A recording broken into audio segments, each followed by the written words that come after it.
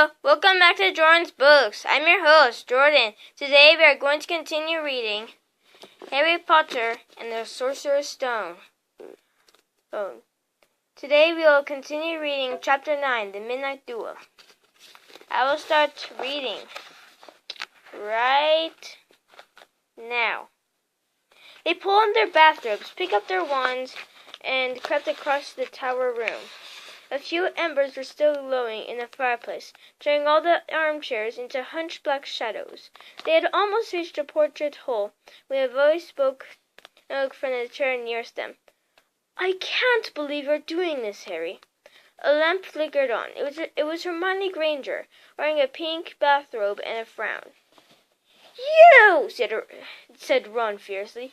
"Go back to bed!" "I almost told your brother," Hermione snapped. "Percy, he's a prefect. He'd put a stop to this." Harry couldn't believe anyone could be so interfering. "Come on," he said to Ron. He pushed open the portrait of the fat lady and climbed through the hole. Hermione wasn't going to give up that easily. She followed Ron through the portrait hole, hissing at them like an angry goose. "Don't you care about Gryffindor? Do you only care about yourselves? I don't want Slytherin to win the House Cup, and you'll lose all the points I got from Professor McGonagall for knowing about switching spells. Go away." "All right, but I warned you.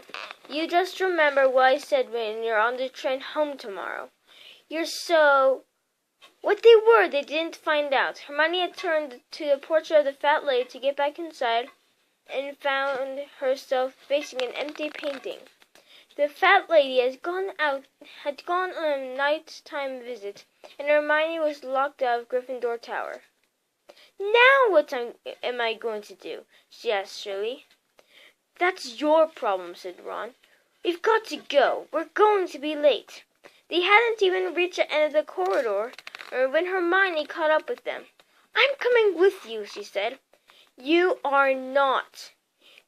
"You think I'm going to stand out here and wait for Filch to catch me? If he finds all three of us, I'll tell him the truth, that I was trying to stop you, and you can back me up." "You've got some nerve," said Ron loudly. "Shut up, both of you," said Harry sharply. "I heard something." Though just because I said shut up, and it doesn't mean that you viewers watching this should. It was a sort of snuffling. "Mrs. Norris?" breathed Ron, squinting through the dark. It wasn't Mrs. Norris. It was Neville. He was curled up on the floor, fast asleep, but jerked suddenly awake as they crept nearer. "Thank goodness you found me. I've been out here for hours. I couldn't remember the new password to get into bed." "Keep your voice down, Neville. The password is Pig Snout, but it won't help you now. The fat lady's gone off somewhere." "How's your arm?" said Harry. Fine," said Neville, showing them. Madame Pomfrey mended it in about a minute." "Good. Well, look, Neville. We've got to be somewhere. We'll see you later."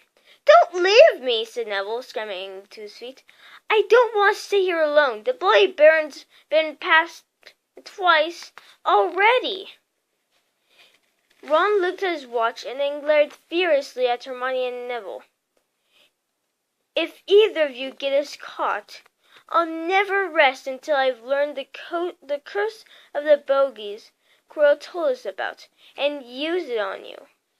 Hermione opened her mouth, perhaps to tell Ron exactly how to use the curse of bogies, but Harry hissed at her to be quiet and beckoned them all forward.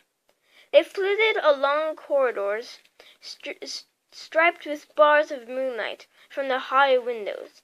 At every turn Harry expected to run into Filch and Mrs. Norris, but they were lucky. They sped up a staircase to the third floor and tiptoed to the trophy room. Malfoy and Crabbe weren't there yet. The crystal trophy cases glimmered where the moonlight caught them. Cups, shields, plates, and statues weighing silver and gold in the darkness. They edged along the walls, keeping their eyes on the doors at either end of the room. Harry took out his wand in case Malfoy leapt in and started at once. The minute crept by. "He's late. Maybe he's chickened out," Ron whispered. The noise in the next room made them jump. Harry had only raised his wand when they heard someone speak, and it wasn't Malfoy. "Sniff around, my sweet. They might be lurking in the corner." It was Filch speaking to Mrs. Norris. Horror-struck, Harry waved madly at the other three to follow him as quickly as possible. They scurried silently toward the door, away from Filch's voice.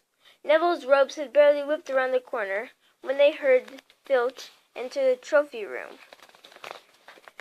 "They're in here somewhere," they heard him mutter. "Probably hiding."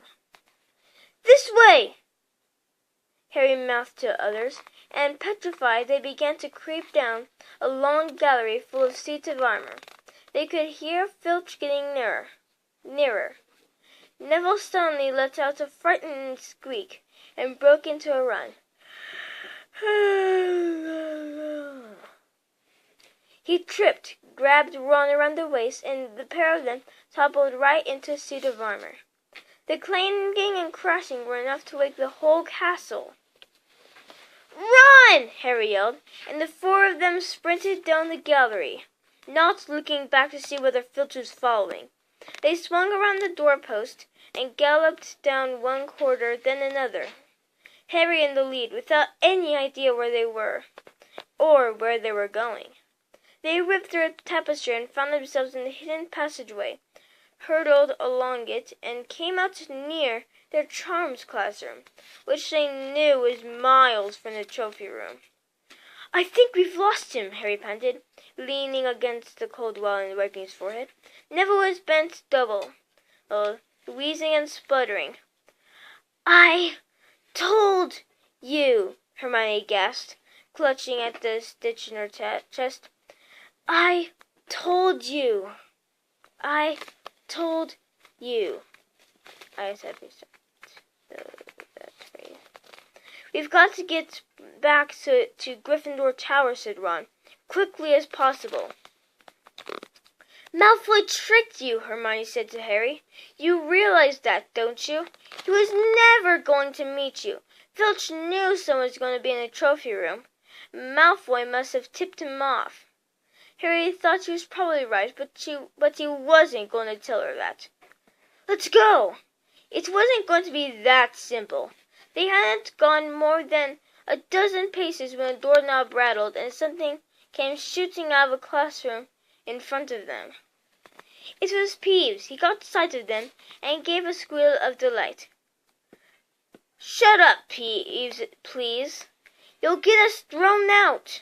Peeves cackled. "Wandering around at midnight, igloo firsties.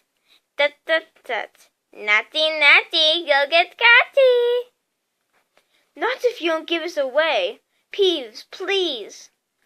"Should I tell Filch I should," said Peeves in a saintly voice, but his eyes glittered wickedly. "It's for your own good, you know." "Get out of the way," snapped Ron, taking a swipe at Peeves. This was a big mistake. "Students of bed!" Peeves bellowed. "Students of bed, down the charms corridor!" It's like someone yelling. It's like someone putting on a speaker or in a shopping, well, in a store, or about like something on like aisle 4 or something. Ducking under Peeves, they ran for their lives right to the end of the corridor, where they slammed into a door, and it was locked. "That's it!" Ron moaned, as they pushed helplessly at the door. "We're done for! This is the end!" They could hear footsteps, Filch running as fast as he could toward Peeves' shouts. "Oh, move over!" Hermione snarled. She grabbed Harry's wand, tapped the lock, and whispered, "Alohomora." The lock clicked and the door swung open. They piled through it, shut quickly, shut it quickly, and pressed their ears against it, listening. "Which way did they go, Peeves?" Filch was saying. "Quick, tell me." "Say please." "Don't mess with you, Peeves. Now where did they go?" "Shan't say nothing if you don't say please," said Peeves in his annoying sing-song voice. "All right, please." "Nothing! Ha ha! Told you I wouldn't say nothing if you didn't say please. Ha ha ha!" And they heard the sound of Peeves whooshing away and Filch cursing in rage. "He thinks that this door is locked," Harry whispered. "I think we'll be okay. Get off, Neville," for Neville had been tugging on the sleeve of Harry's bathrobe for a last minute. "What?" Harry turned around and saw quite clearly what. For a moment he was sure he'd walked into a nightmare. This was too much, on top of everything that had happened so far. They weren't in a room as he had supposed. They were in a corridor. The forbidden corridor on the third floor. And now they knew why it was forbidden. They were looking straight into the eyes of a monstrous dog. A dog that filled the whole space between ceiling and floor. It had 3 heads, 3 pairs of rolling mad eyes, 3 noses, twitching and quivering in their direction. 3 drooling mouths, saliva hanging in slippery ropes from yellowish fangs. It was standing quite still, all 6 eyes staring at them. And Harry knew that the only reason they weren't already dead was that their sudden appearance had taken it by surprise, but it was quickly getting over that. There was no mistaking what those thunderous growls meant. Harry groped for a doorknob. Between Filch and death, he'd take Filch. They fell backward. Harry slammed the door shut, and they ran. They almost flew back down the corridor. Filch must have hurried off to look for them somewhere else, because they didn't see him anywhere. But they hardly cared. All they wanted to do was put as much space as possible between them and that monster. They didn't stop running until they reached the portrait of the fat lady on the 7th floor. "Where on earth have you all been?" she asked, looking at their bedrobes hanging off their shoulders and their flushed, sweaty faces. "Never mind that. Pig snout, panted Harry, and the portrait swung forward. They scrambled into the common room and collapsed, trembling, into armchairs. It was a while before any of them said anything. Neville, indeed, looked as if he'd never speak again. "What do they think they're doing, keeping a dog like that locked up in a school?" said Ron finally. "If any dog needs exercise, that one does." Hermione had got both her breath and her bad temper back again.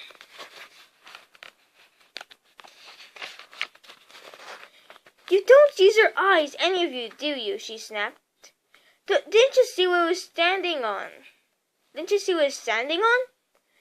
"The floor," Harry suggested. "I wasn't looking at its feet. I was too busy with its head." "No, not the floor. It was standing on a trap door. It's obviously guarding something." She stood up, glaring at them.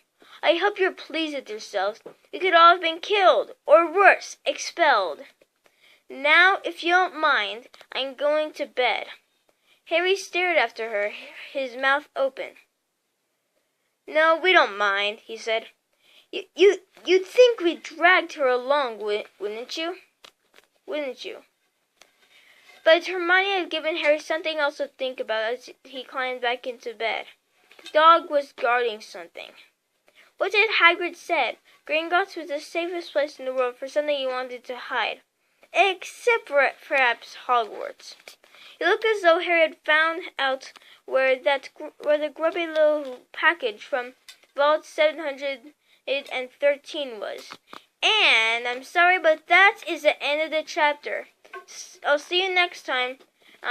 For chapter 10, Halloween.